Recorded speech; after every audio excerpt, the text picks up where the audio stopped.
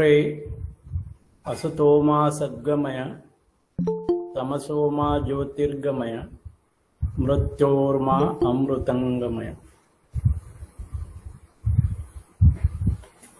Brothers and sisters, very good morning to all of you and welcome for this virtual meeting. At the outset, I thank Brother Taneja for his kind words of introduction. I thank to the members of the Delhi Federation and especially Indraprastha Lodge members for inviting me and for giving me this opportunity to speak on H.P. Blavatsky on the eve of this month May, which is 8th May onwards. We are celebrating the White Lotus Day. So today's talk is on sensitive insights. It is very important to see her perceptive sensitivity gave her ability to perceive intuitive insight. See, her perceptive sensitivity gave her ability to perceive intuitive insights for human being, not only for human being, for the human progression, perfection of humanity. So these insights are helpful to keep in mind and help the humanity to progress and towards perfection also. So H.P. Blavatsky, short form we say HPB, who is the co-founder of the Theosophical Society, who gave Theosophy to the world. So HPB is known mainly for her message of Theosophy, and also she is known as miracle. She did many miracles. She did many miracles to spiritualize the spiritualism. What we can say is, she lived for mission with such vision. And what is vision after all? Vision is an art of seeing. Just like art of listening, it is art of seeing that which is invisible to the others. So vision is an art of seeing that which is invisible to others. And she had this ability of seeing the invisible world since her childhood. So it was a gift, and she used that gift very aptly for the upliftment of humanity. It is said such visionary persons, without going outside, they know whole world.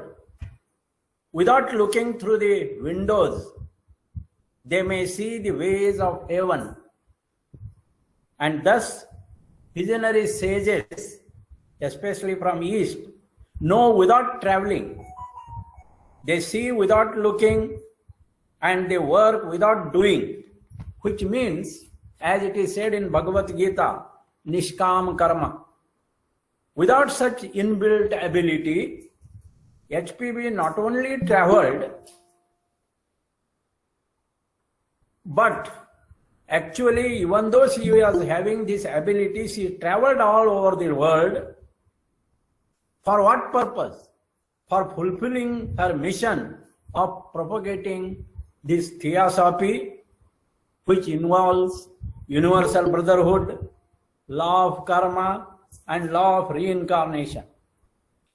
But she also gave for the world lot of her literature work. And her literary outstanding works are, just to mention here,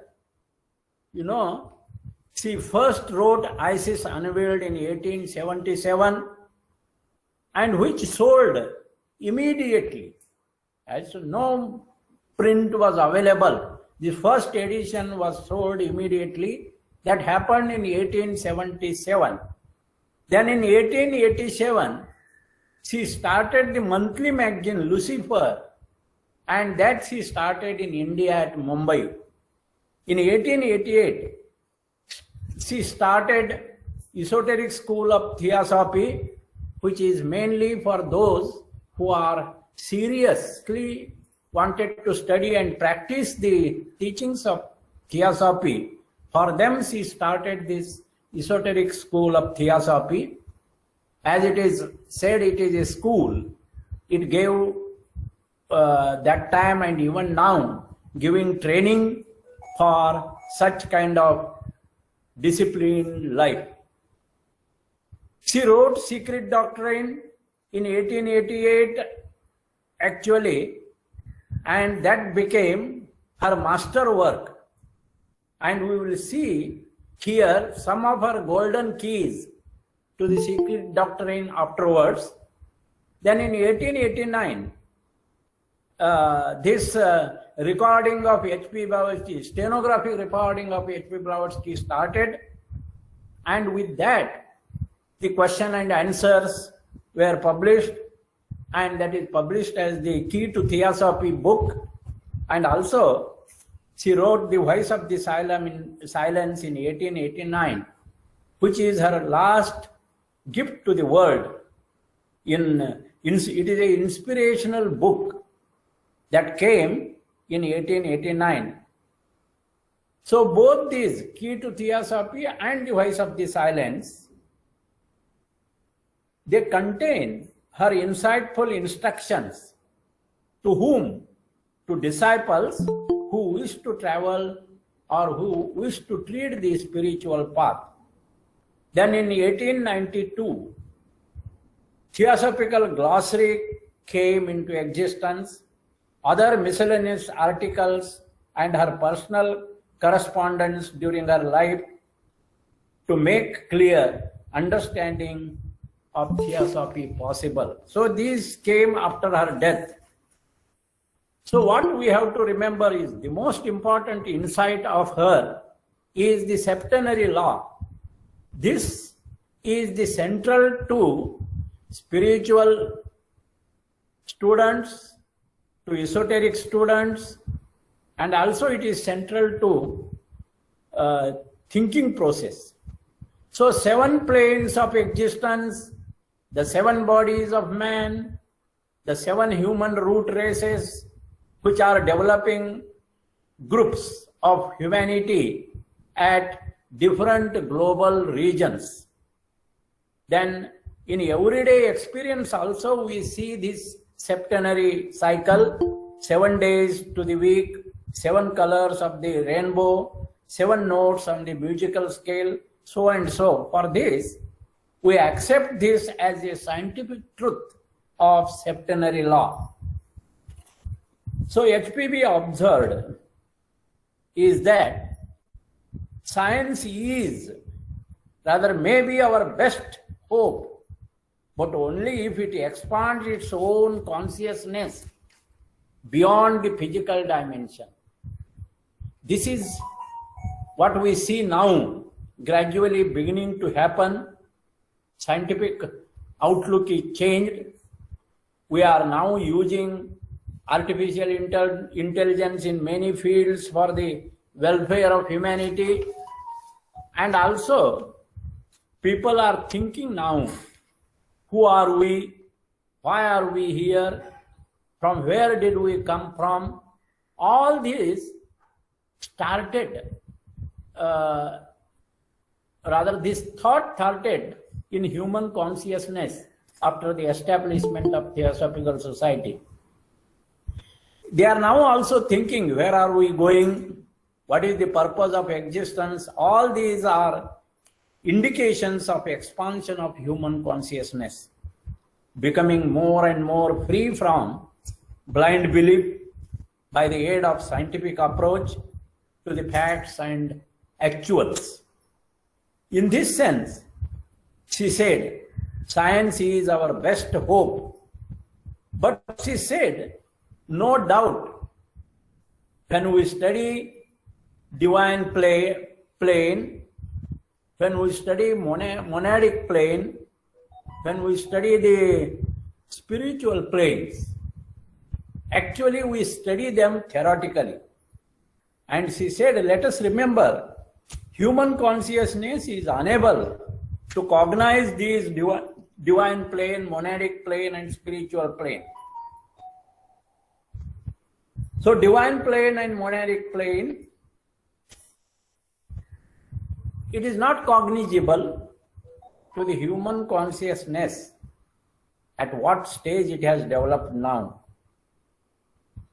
This is how it is instructed in the Light on the Path also. You can enter the light, but you cannot touch the flame. So that is what the instruction indicates, this, that this divine plane, monadic plane, and spiritual plane are beyond our human capacity of consciousness. So let us remember HPB's insights or HPB's 3 A's. 3 A's are: one is accept, second is action, and third is altruism. See, accept, action, and altruism. So first we must accept life as it is, and then do the action. Do it now is the message of Theosophy. Don't postpone it. If you have accepted life as it is, then do it what is needed. And doing is this thought process. So thought is action. And that is what Master said in At the Feet of the Master. If your thought is what it should be, you have little difficulty in your action. So better you must focus your attention. Before you act, think what you are going to act.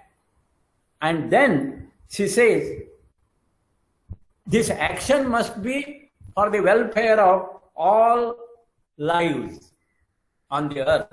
So this is what, again, altruistic attitude needs to be developed. So these 3 are important. Accept life as it is. Action is concerned with the right direction to your thought. And altruism is nothing but thinking of others more than oneself. So HPB revealed this truth of Theosophy, and she says clearly in the Key to Theosophy, Theosophy is for those who can think, which means we must learn to think by understanding the thinking process, how thought arises, and how it arises from the stored memory, from the knowledge we have gained. And Krishnamurti also pointed out the human brain is having cerebral patterns of behavior. It is million years old. So if we are not aware of this, then we just react and we naturally get influenced by the surrounding thought atmosphere. So observing our own thoughts is an important insight she gave to the world through her secret doctrine, etc. Theosophy, she said, is for those who can drive themselves to think. Again, she is insisting on thinking. Even if Krishnamurti said a ending of thought, but the ending of thought won't take place unless you think about your own thinking process. So Theosophy is for those who can drive themselves to think and don't be a drones in the human colony. Just like in honeybee, there are drones, there are workers, there are queen bees. So drones, they don't do anything. They are meant for the reproduction only. So HPB use this word. Theosophy is for those who can drive themselves to think and not mental sluggards, rather sluggish. And then she used, don't be drones in the human society.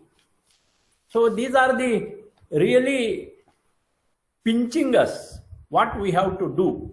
On the other hand, one must become active and succeed in making Theosophy intelligible without making it more complex. So she always says, assist people in showing men and women that such a thing as theosophy exists. And this theosophy helped them to ascend towards by studying and assimilating its eternal verities or truths or realities. So theosophy, even if it is an archaic wisdom or wisdom religion, it is the source of all religion. Theosophy is the religion of responsibility. Theosophy lies at the root of every moral, philosophical, it is at the root of moral philosophy of oneness of life, philosophy of perfection, science of spirit, and religion of responsibility. All religions, she said, converge towards one focus: man is temple of God.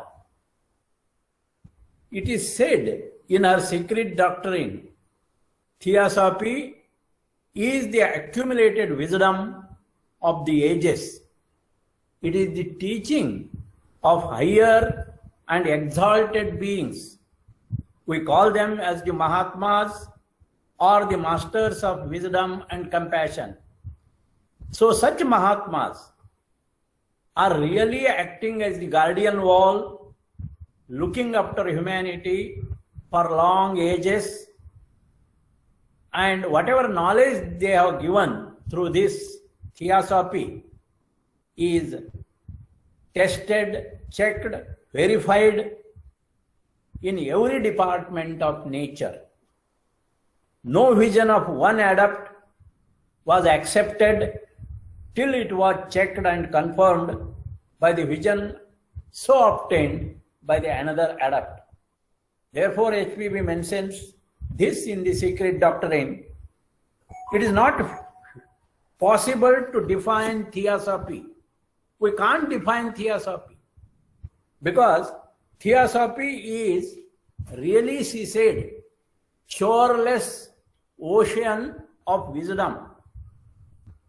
Theosophy could be thought as the science of life. It could be thought as the science of spirit or science of sciences. It is in fact all embracing knowledge, but its deeper inner aspects only possessed by the initiates and adepts. So who are able to read the theosophy? Those who are really led a disciplined life, who have ability to think independently and raise themselves to the spiritual consciousness, whose dimension of consciousness is changed, they are said to be initiates. So she says, it is in fact the all-embracing knowledge, but its deeper inner aspect only possessed by the initiates and adepts. This is known as esoteric science, a synonym for theosophy. So we know very little. She has just lifted a corner of the book and that knowledge is given to the world. So one of the adepts also said that modern science is our ally. As HPB mentioned, it was said by the Mahatma. So let us remember, he said this when modern science deals with facts and not hypotheses and opinions.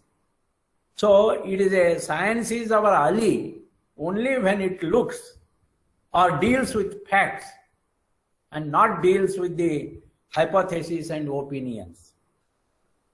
So HPB in her collected writings, she mentions, no one believes more firmly in the unity, no one believes more firmly in the unity than to the theosophists. That means unity of the eternal laws. Nobody can see or believe except theosophists. So theosophists are those who are always keeping unity as the background of their mind when they study or go deep in understanding the teachings of theosophy.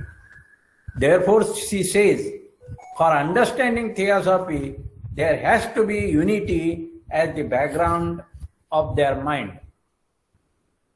Her insight is actually, when we speak about the HPB's insight, the most important insight that she showed us, the way of service and sacrifice. She said, the universe in which we are able to survive is itself due to sacrifice of many, many people. So in the universe where we survive is the result of sacrifice of many, many people. So in return, it's our duty to contribute our might to the universe. So those who desire to live for themselves, they are, on the other hand, eating the bread of sin, she says. And that sin is the cause of reincarnation.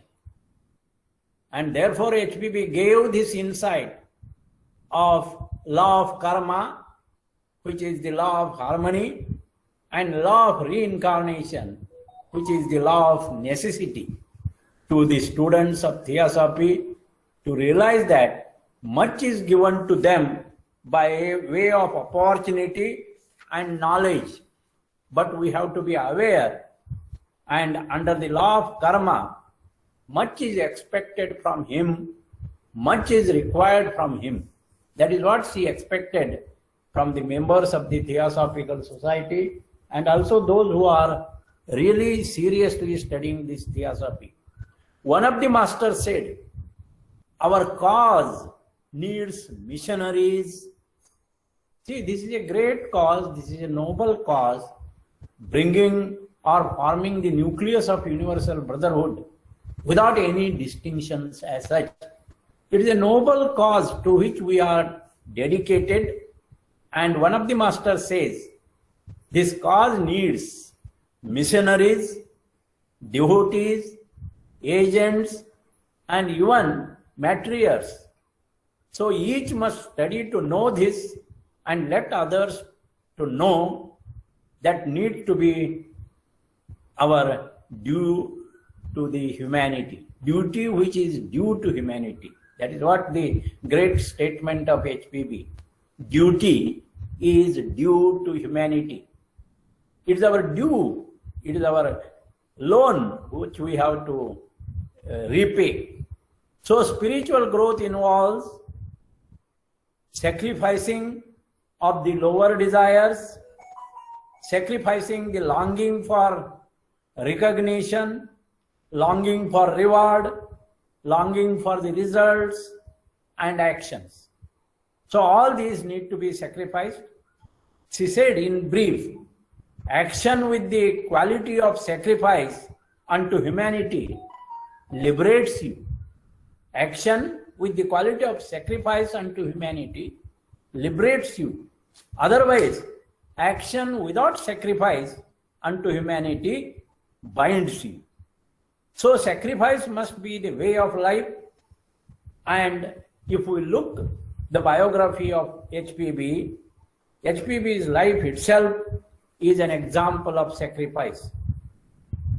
Her insight into suffering, human suffering, shows that she explains man dies and man does suffer. But what he suffers is only the effect of his own action and nothing else. It is not punishment from outside, but it is his own making.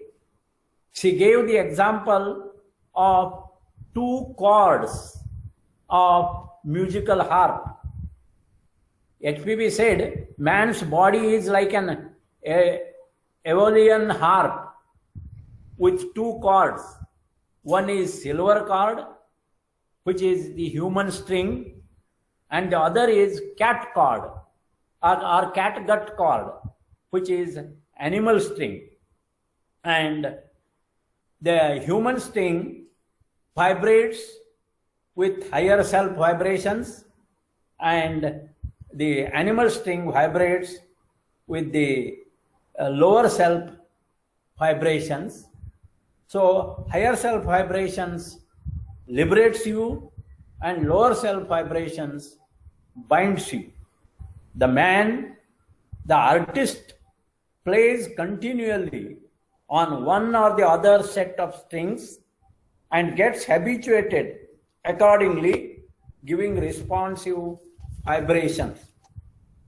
HPB, another insight says that every human organ and each cell in the organ has a keyboard of its own, like that of a piano. HPB herself said that she would have become a world famous pianist, but she could not focus her attention on piano because she was to do this work of theosophy and secret doctrine, and that became her first priority rather than piano. This is what she gives in collected writing, how she was focused to piano, but she could not divert her attention to piano but to the theosophy. She gave the example of piano, that in human body each cell has a keyboard of its own, like that of a piano, only that it registers and emits sensation instead of sounds. See, again she became the piano itself.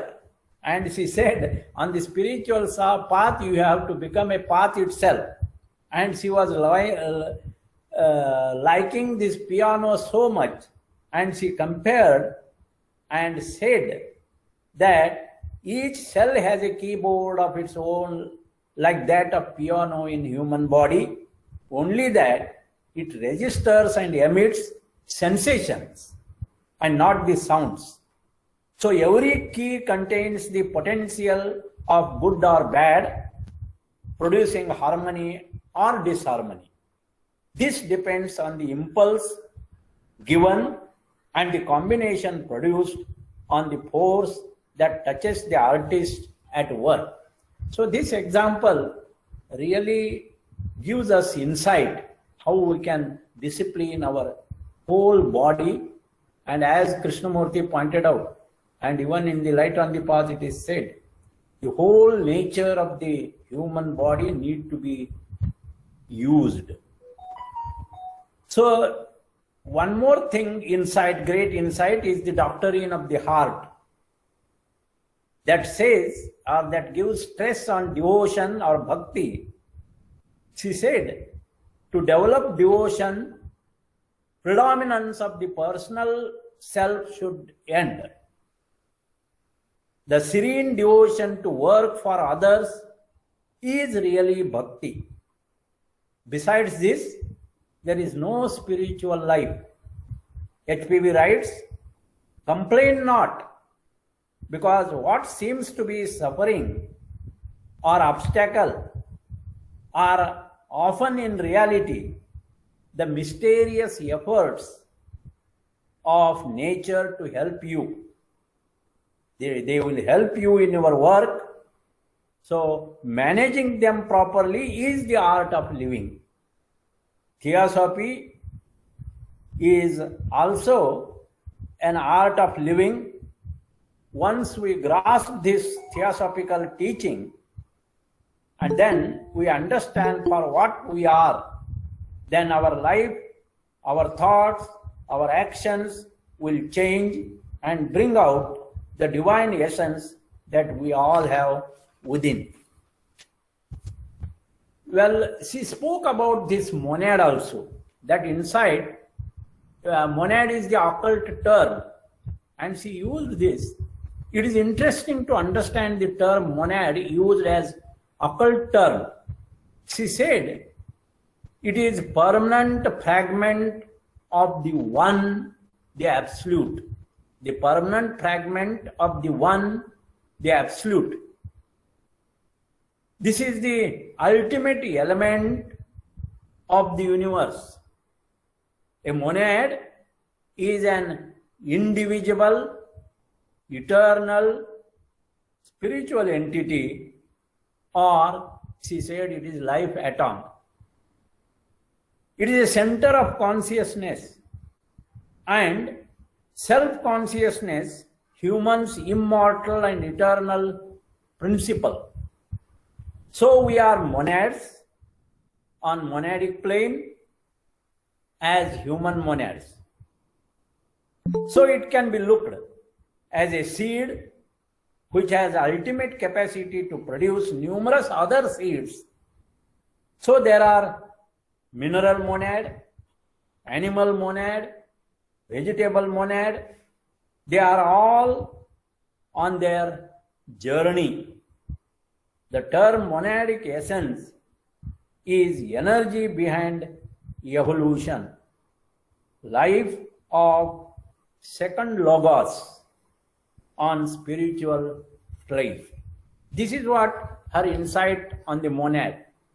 And she spoke about the work of the eye, the center between the eyebrows, commonly called the third eye, has a unique and peculiar function. As I have pointed out elsewhere, students must not confound the pineal gland with the third eye. They are related, but not the same.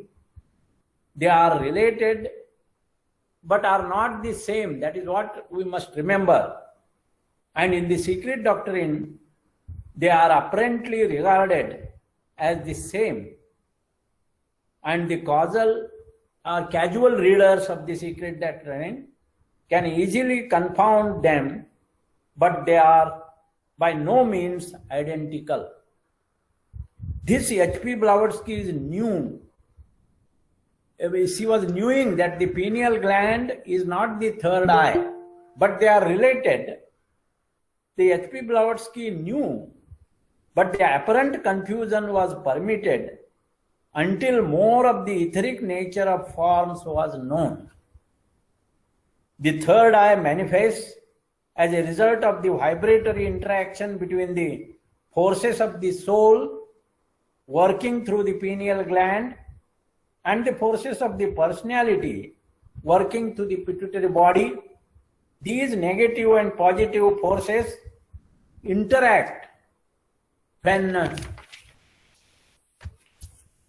potent enough, produce the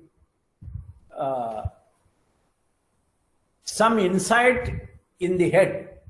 Just as the physical eye came into being in response to the light of the sun, so the spiritual eye equally comes into being in response to the light of the spiritual sun. This is what she explained the Kundalini actually. Positive, negative and neutral. And that's the third eye that produces the light in the head. As the aspirant develops, he becomes aware of the light. I refer to the light in all forms, filled by all seeds and expressions of the divine life, and not just to the light within the aspirant himself. As his awareness of this light increases, so does the apparatus of vision develops, and the mechanism whereby he can see things in the spiritual light comes into being in the etheric body. This is the eye of Shiva, for it is only fully utilized in the magical work when the monadic aspect, the will aspect, is controlling one. Otherwise, no. That is what she told us about this. She also pointed out in the secret doctrine, HPB relates human form to the five-pointed star.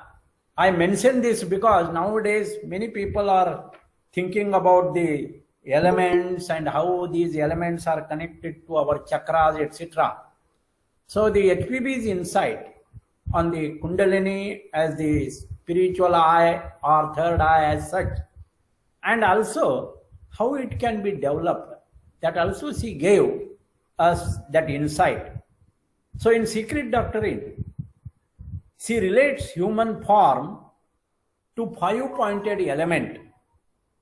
In one of my meditational messages, I have sent this, that 5-pointed star, the 4 lower points are earth, water, air, fire, and upper pointing is the spirit. So these 5 points, earth, water, air, fire, and spirit, this forms the 5-pointed star of the human form.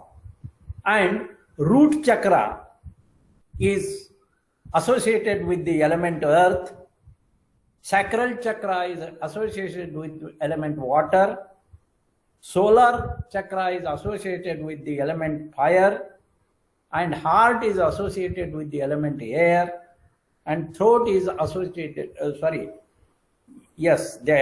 throat chakra is associated with the ether. So these 5 are important. We are not thinking about the Ajna chakra and the Sahasrara chakra as such. So revolution in psychology is need to happen now in this 5th root race. So we are spirit.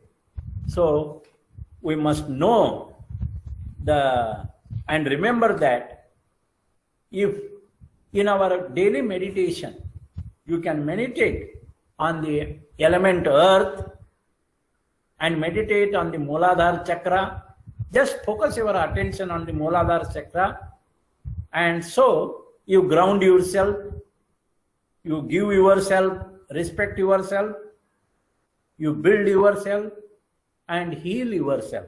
That is what focusing few seconds on the Mooladhara chakra means, focusing this earth element which is grounding us, giving us, building us and healing us. Then you can focus your attention on the Swadhisthana chakra, remembering that you are air element. Observe your breath, focus on it and decide. Here important, air is very important element, and otherwise this element helps us to observe, helps us to breathe, focus and decide.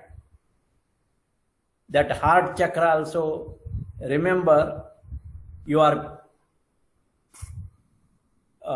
especially the navel chakra, especially navel chakra, you are fire, and burn out all those evil things, tame them, adapt them and ignite them. So these 3 lower are important. And when you come to the heart is the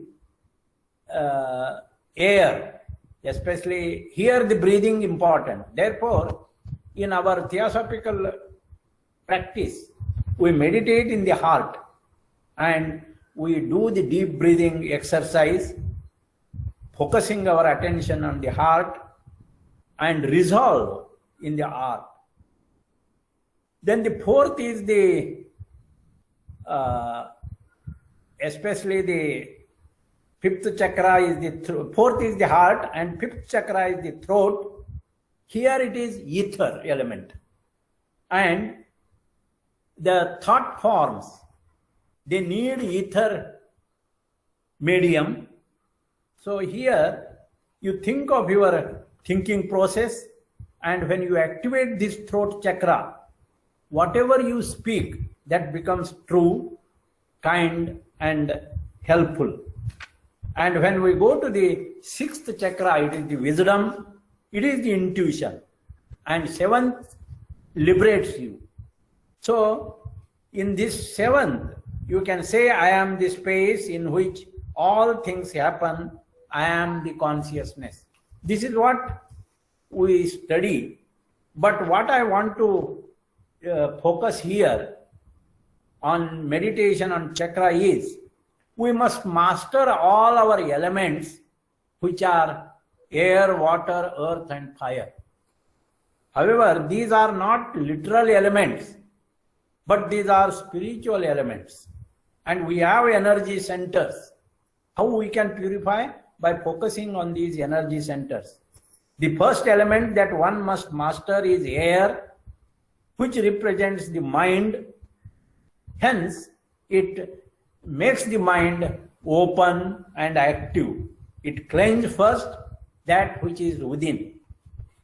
Then the second element that one must master is water, which represents sexual energy.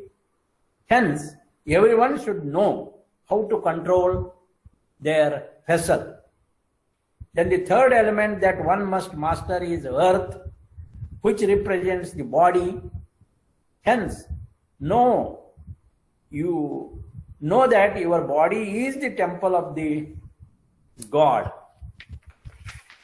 Then comes the fourth element that one must master is the fire, which represents our heart, which deals with our temper. Hence, he that is slow to anger is better than the mighty. That is what the proverb says.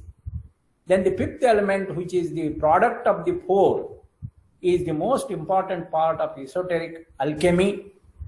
This element is known as the ether. This is the pure energy of the divine individual, also known as the Buddha within or Christa within. Hence, the mystery that have been hid from ages is now made manifest, which is the Christ in you, or Buddha in you, or Krishna consciousness in you.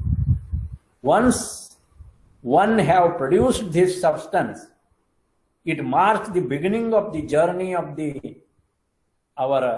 towards the destiny, which is the under process itself. So you are brought to the initiation, and then after initiation, real journey starts, and which destroys the last enemy, that is the death. This is seen in the many books. The fifth element, where the first stone that needed to be opened was air, then water, then earth, lastly fire. From the four comes the fifth element, which is the Christ within, or what we say, the Buddha consciousness within, and that overcomes the death, that is nirvana. I will refer only within 5 minutes. See, HPB's insight into Jnaneshwari. Jnaneshwari is written by the Jnanadev Sant of Maharashtra, and it is wonder how she referred this, which is not a Sanskrit work, which is not even a Sanskrit work, but it is an old Marathi, not even Granthalipi, and was written in 13th century of our era. And it is wonder how she referred this. HPB herself makes it clear how she was able to have that vision while writing any book. And she made it clear in a letter written to her sister that I have quoted grand aphorisms. I did not invent them. Some of them I could translate from treatise about morals. She was asking to Annie Besant to correct its English also, because I have hurriedly written them. So all her literature work is marvelous, beautiful, as invisible and hard. So I would like to, wanted to give you the 11 golden keys for the secret doctrine that we will deal with later on when time permits. But I want to show one more focus here, which is very essential. It is important to look into HPB's insight into the capital punishment. her insight into capital punishment is really worth contemplating. She says it is a half human activity. So capital punishment is half human activity. I quote her words, and she says, I have often maintained that since two wrongs do not make a right, two wrongs do not make a right, matter cannot be solved or be mended by killing the man who has taken the life of another. So I declare my view at the outset. The law of heart, which needs to be applied to the problem at our disposal. The heart of the people is now beginning to protest against eye to an eye code. People are refusing to render evil for evil. So in this sense, capital punishment is nothing but a relic of Jewish barbarity, she writes. Capital punishment is nothing but a relic of Jewish barbarity. HPB is of opinion that this feeling should be fostered by open protest on every occasion, by refusal to participate in such half-human procedure of capital punishment. So to sum up, HPB, the insights. So every evil of illusion which creates a sense of personal isolation is a feeling of separateness from the all. This must be torn asunder. The aspirant must gradually discard all sense of selfishness with which we are all more or less affected. In the Secret Doctrine, volume 3rd, page number 541, I quote, she gives this statement: fear and hatred are essentially one and the same. Fear and hatred are essentially one and the same. He who fears nothing will never hate. He who fears nothing will never hate. And he who hates nothing will never fear. So brothers and sisters, we dedicate to the memory of H.P. Blavatsky, the great theosophist, her invaluable contribution not only inspires us to the development of world science and culture, but also for our work of propagating theosophy throughout the world. Let the name of HPB remain in our hearts as the flame radiating light and love all around. It is this to resolve on this White Lotus Day celebration week or month to be the nucleus of universal brotherhood.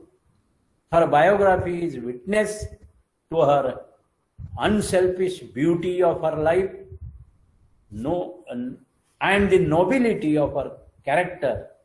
Therefore, we all bow in homage and adoration at her feet and express our most gratitude for her insight.